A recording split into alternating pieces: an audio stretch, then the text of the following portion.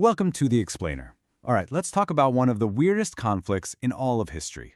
A war that cost thousands of lives, and it all started over something you might use to wash your car. So, could a simple wooden bucket actually start a war? I know, it sounds totally absurd, right? Kind of like a fairy tale or some weird local legend. But what if I told you it was completely 100% real? Well, in 1325, it did. See, back in 14th century Italy, honor was everything. And for one city, stealing a bucket wasn't just a prank, it was an insult so deep it could only be washed away with blood. This, believe it or not, is the true story of the War of the Bucket. Okay, so to really get how a bucket leads to an all-out war, you've got to picture 14th century Italy. Forget the unified country you see on a map today.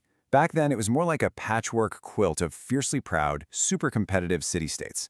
And each one had its own army, its own government, and, a massive chip on its shoulder.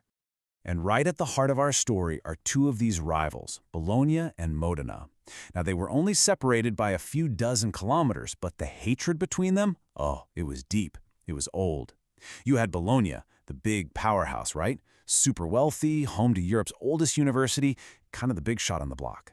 And then you had Modena, smaller, sure, but scrappy and politically connected, thanks to their alliance with the Holy Roman Emperor. For years, these two were just poking at each other, pulling pranks, sabotaging things, basically just waiting for any excuse to finally go to war. And then, in 1325, they got their excuse. Get this, a group of Modenese soldiers sneaks into Bologna, stirs up some trouble, and on their way out, they decide to grab a souvenir.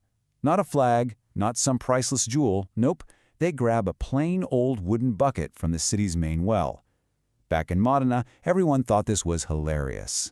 Just a great prank to humiliate their arrogant neighbors. But in Bologna? Oh, they were not laughing. To them, this was a huge insult, a direct attack on their honor.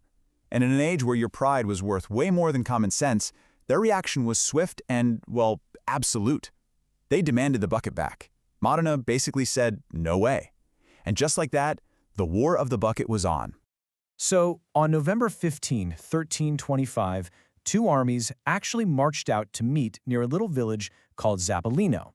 One army was there to get its bucket back and avenge its honor. The other?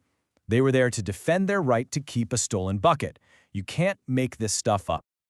Now, if you were a betting person, you would have put all your money on Bologna. The numbers were just staggering. Bologna showed up with over 30,000 men, knights, archers, the whole shebang. They were so sure they were going to crush Modena and be home for dinner.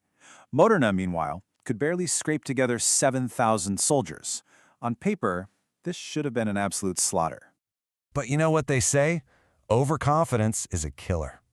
The Bolognese army was so arrogant, so disorganized, they basically just marched out there with no real strategy, thinking their sheer numbers would do all the work.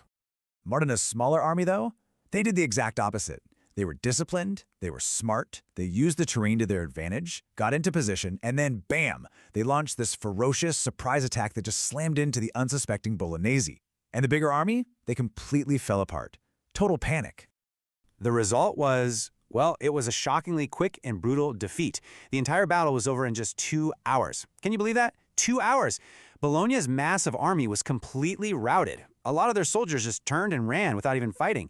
And add insult to injury, Modena's soldiers chased them all the way back to the gates of Bologna, humiliating them right in front of their own city walls. So for Bologna, this was just a stunning, humiliating defeat. Thousands were dead, their army was shattered, and the fate of that one wooden bucket was now sealed for centuries. It became this incredibly powerful symbol of pride for one side and deep, deep shame for the other. And the victorious Modenese? Oh, they didn't just keep the original bucket. Of course not. They took another one from the abandoned Bolognese camp just to rub it in.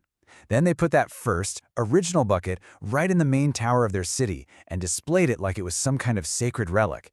It was a permanent, in-your-face reminder of their incredible victory and Bologna's epic failure. Okay, so here's the really important part. While we call it the War of the Bucket, and it's famous for that absurd trigger, the war was never really about the bucket.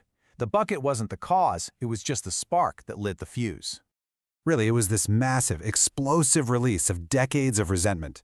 This wasn't just some petty grudge. This was all part of a much bigger, century-long power struggle. You see, Bologna was a major player for the Guelphs, who backed the Pope. Modena, on the other hand, sided with the Ghibellines, who supported the Holy Roman Emperor. So the bucket, it was just the perfect, tangible excuse to finally let all that simmering political hatred boil over into an actual war. And the craziest part? If you go to Modena today, you can still see it. Well, a replica of it anyway. It's on display in a museum, protected like it's a priceless artifact. It's become this bizarre tourist attraction, a strange little reminder of how a seemingly tiny thing can become a symbol for something so much bigger.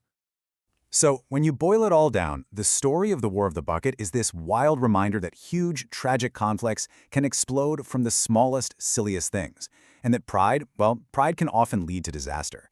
It kind of makes you stop and think, right?